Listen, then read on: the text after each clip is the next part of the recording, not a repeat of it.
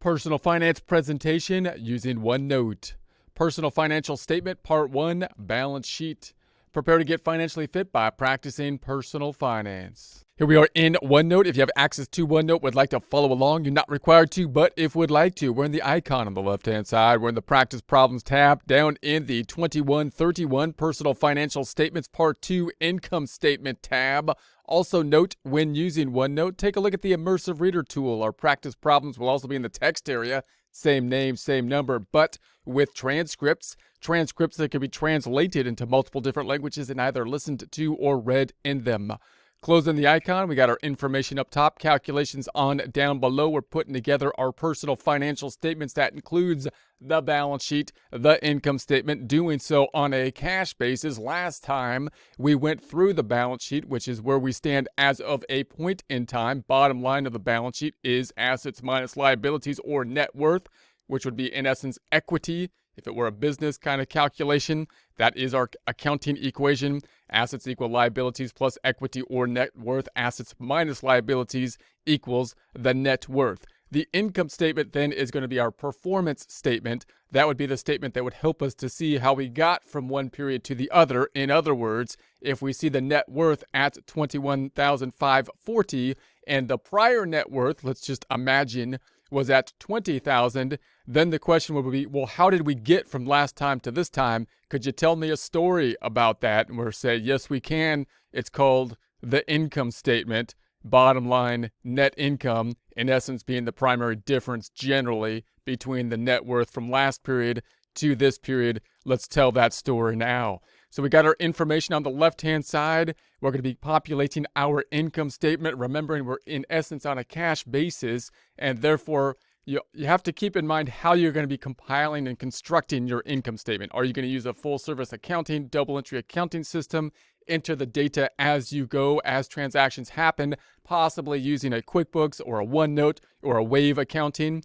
In which case, the income statement will be created as you enter detail, possibly for the detail of the checking account. Or are you going to compile your data, for example, on the balance sheet from, say, financial software, which is more investment software, which can compile the end result as of a set date of these accounts. And then you'd have to then go into a little bit more difficultly and pick up the detail from, say, your checking account, the detail, and then sort it into an income statement, in which case you don't have that nice double entry accounting system for the double verification, but it might be a little bit easier and it might be enough to suit your needs.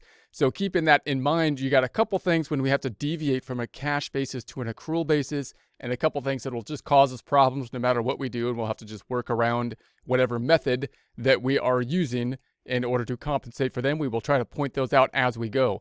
The primary two components of the income statement are simply going to be the income or inflows typically.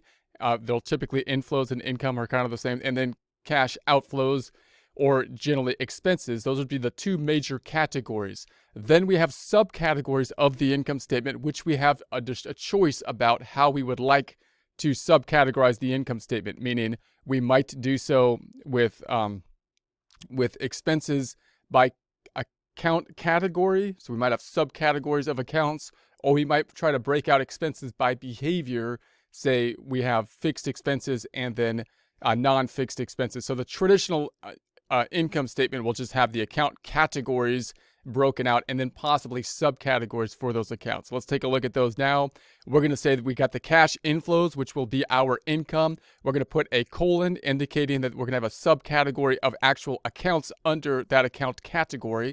The account of monthly take-home pay, which we're pulling from our data on the left-hand side, will be here. Remembering that when we're looking at the income side, if we're pulling this just from a W-2 type of employee situation, you can either put this on the books at your gross pay, or you could put it on the books at your net pay. Right here, we're taking take-home pay, which is in essence the net pay. It depends on what you're using this for as to which would be a better purpose for you. If you have the gross pay, that would mean your actual paycheck before your employer takes out things such as the payroll taxes, Social Security, Medicare, income tax, withholdings, possibly benefits related to, say, retirement plans, 401k, 403b, or something like that, and possibly things like health insurance or something like that could be benefits that come out of the paycheck.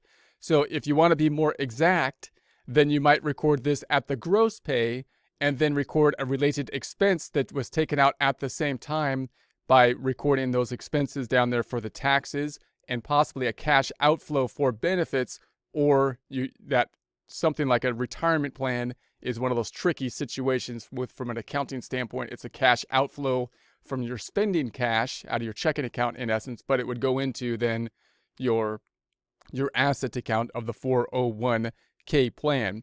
So, or you could just record it net. Now, if you wanted to record it gross, where would you get that information? You would get it from your paycheck stub, not the checking account, because that gross amount never hits the checking account, only the net amount does. If you want to pull it from the net amount, then you could simply get the amount from the checking account because that's the amount you actually have. And when you're thinking about your spending cash flow, if that's what you're using this for, that could be a relevant place to start with your kind of budgeting process there. Just note that when you're looking at your monthly take-home pay, if you were to add that up to a yearly amount, and let's say you made $60,000 a year, that was your salary, this wouldn't add up to $60,000 a year because it already shows that they took out money for taxes and possibly other benefits. Okay, so then we're going to have the total cash flows. Now notice that this is on a subtotal, even though there's only one account. So you could put this directly to the right-hand side, or you might simply have the subcategory. I want to just show the subcategory kind of format in the outer column here and show the indentations related to it as well. Then we got the cash outflows. Also just realize that the two ways you might account for this income statement, note that if you're doing this with like a QuickBooks, like you're doing the double entry accounting system, recording transactions, you would get this when you actually receive it, most likely into your checking account. If you're doing something like you're recording the ending balances on the balance sheet from financial institutions, then you'd have to pull this possibly from the detail of, say, your checking account. You could find it there when you're compiling your income statement. Cash outflows, which in essence are expenses here. The first one, now the order of the cash outflows, it's not mandatory that it be in any particular order. You might want to put the most relevant ones up top, oftentimes those being the largest ones up top. So we'll start off with the rent here. If you put this into accounting software, it will typically categorize within this category by account alphabetical order, which isn't really the best way to do it, but that's the default setting, unless you used account numbers, which in that case it can help you to kind of populate them. If you're just constructing this on your own, then you might want to go from top to bottom, highest to lowest could be a way, but you don't have to. So then we got the 1,300, pulling that from our data on the left-hand side. We have the rent. Now note the rent, obviously, if you're using a double entry accounting type system, you can get that from your checking account. If you're compiling this from your bank account, then you could probably find that, of course, from an outflow for the month on your checking account too. Spending for food, if you're recording this during a double entry accounting type system, when you record things for food, and that might be things like groceries, depending on what kind of food you're talking about here, or restaurants or something like that, you might break the food out into multiple categories. That's one area where you might differ from like a business side of things. Instead of just simply calling it food and entertainment, meals and entertainment, you might break it out between sit-down restaurants, groceries, and then even by food type, possibly, if you wanted to get more detailed in some ways to help you track kind of dieting type of stuff. And so you get that, when it comes out of your checking account, if you're using the double entry accounting system, or you'd have to look it up on the bank account and add up all the food places, which of course you'd have to look up by vendor, meaning who did you pay for the food, right? Grocery stores, Vons, and so on. So auto insurance monthly. So this is going to be a monthly payment. Realize that the auto insurance, when we're looking at the auto insurance, that is something that oftentimes we pay more than simply monthly. Like you always pay auto insurance before you get the service. So it's different than something like food, where you have to pay at the point in time they give you the food or something like that. And therefore, especially if you pay for like a year's worth of insurance up front, you kind of have a problem here, because you can imagine if I paid for an entire year's worth of auto insurance and expensed it on a cash basis, it will make my net income lower than it otherwise would be, because I would have a very high expense. And in the following month, I would have a lower expense, a zero expense for that category, because I'm not going to be paying for insurance in the following month because I paid for an entire year in the first month. You can see how from comparing one month to the next, that's going to cause you some problems with comparisons. So just realize that's why you use an accrual basis for that kind of thing. But you might still want the cash basis because there's pros and cons to either one. But just realize that you have that kind of issue anytime you pay for advanced periods in one period and you write it off, at this point in time. Lunches, notice this is very similar to the food that we had up top. So you might be breaking out lunches separate from food. Possibly lunches are like work lunches, let's imagine. So you're breaking out the lunches that you're spending typically on work. You'd be breaking those out possibly by vendor. So you'd be saying, what are the typical kind of lunches that I go to, possibly restaurants during, that time, and then adding them up. If you were to do that with a double entry accounting system, you would do that as you pay them and just record that into your system. If you were doing that from your checking account, you'd have to compile that data periodically somehow. Then the clothing purchase. So we'd have to get our information from the clothing purchase. Again, that would be obviously vendors for clothing. Might be like an Amazon.com or online shopping or whatever, wherever you buy the clothing. That would be how you compile it. You'd see the outflow possibly in your checking account to them, and you'd have to basically then categorize it either using a double entry accounting system or looking at your checking detail. We've got the telephone bill. This is going to be the monthly telephone bill. Clearly, whatever your telephone company would be, we would see it come out of the checking account, either record it during our double entry accounting system or pick it up when we're looking at compiling our income statement data. We got the loan payment monthly.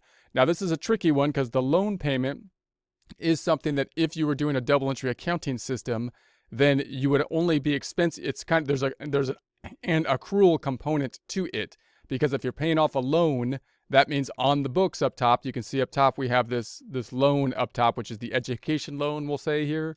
And recording a loan is kind of a deviation from a cash flow basis in and of itself. Because if I was to get a loan just for cash, then I might just write it off as kind of like income when I got the loan, if I was on a pure, basically a cash basis, right?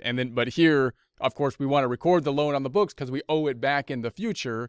And when I pay off the payment, when I make a payment, then it's part of it's going to be writing down the loan. So from an accounting standpoint, you would want to write down the loan on a kind of an accrual basis for the part of the loan that's going to be the principal, and then the interest down here is what you would be writing off, which would be like the rent on the loan. But if you're looking at just simply a cash flow kind of basis, and you're trying to see, you're budgeting your cash with this, you might just say, hey, this is coming out of my checking account, and I want to show it basically decreasing in that format. So we got the whole amount here for the loan payment decreasing there. We got the payment for the electricity bill. So that would be something that it would be paid to your electricity company, like a Edison or something like that, your power company. So clearly we would see that bill when we paid it out of the checking account. We would record it on a double entry accounting system, or you could find the bill to that particular vendor in order to compile your statement.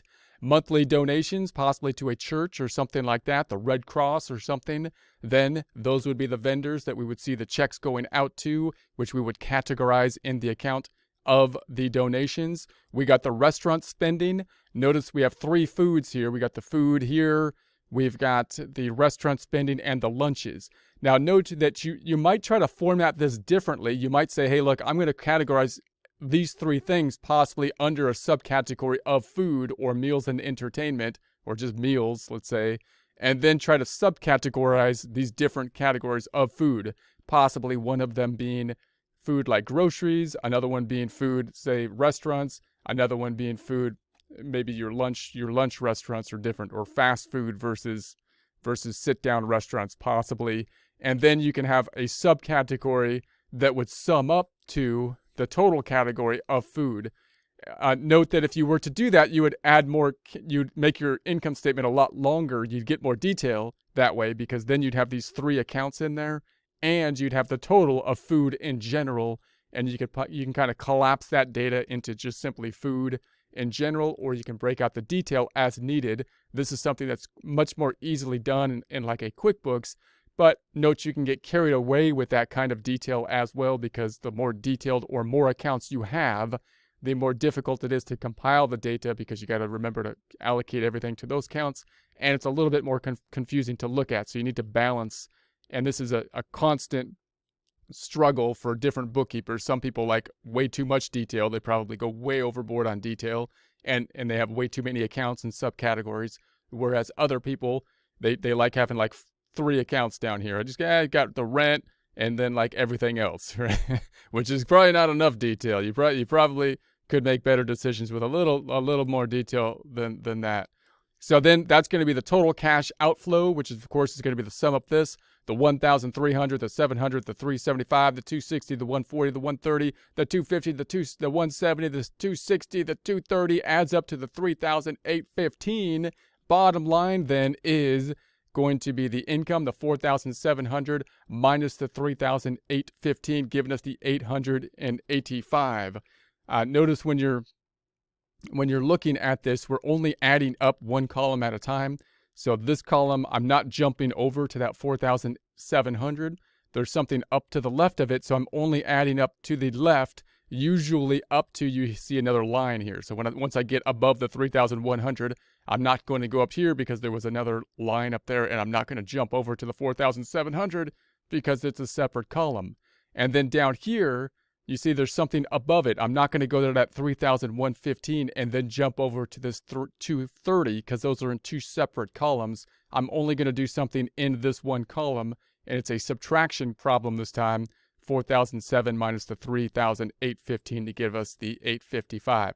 Remember that there's a relationship between this income statement and the balance sheet. The balance sheet, the accounting equation, is really everything. I can record everything with the accounting equation, except that the accounting equation would cram everything that was on the income statement, in essence, into the net worth or equity section. So the income statement you could think of as the expansion of this net worth or equity section. It's the story. This is my net worth at the end of the period, my net worth at the beginning of the period, and this is the wrong net worth. We're going to imagine the net worth at the beginning of the period to be this 20,655. Ignore this 21,540. That's wrong. We're going to imagine it to be the 20,655. And then, so that means if I had my balance sheet last month, I'm going to imagine we had 20,655 on it. And then we got this difference, that 885 cash flow, to get us to the ending balance of the 21,540. That's in essence how you want to think of it. If you were to do this with a double entry accounting system, you might run into some issues doing that because you'd have to do some accrual kind of things, such as the thing here that might throw us off was that loan payment, where we got the difference, the portion that would have to be allocated to the loan, interest versus principal, when we record this thing out. If we were to do this using, say, a QuickBooks or accounting software that uses a double entry accounting system, it would force us to do that, meaning we'd have to come up with a system to be in balance. So you don't have to worry so much about being in balance using a system like that, but you do have to basically kind of figure out how to enter it in a way that the system will accept your entry, and that's how you'd have to do it there. If you were to do more of a cash flow basis like this, then just note that, you know, the difference between your prior, if you were to compile this thing last month, possibly this top one using a software to compile the ending balances from your financial institutions, and then your income statement by going through your checking account and trying to group up the numbers, you should in essence have the difference that would be your income should be the difference between your last balance sheet and this balance sheet in a perfect accounting system. But because you're not using a complete double entry accounting system in that function, in that way, you may have a difference due to some of these kind of accrual issues that could result in a difference. So using a complete accrual accounting system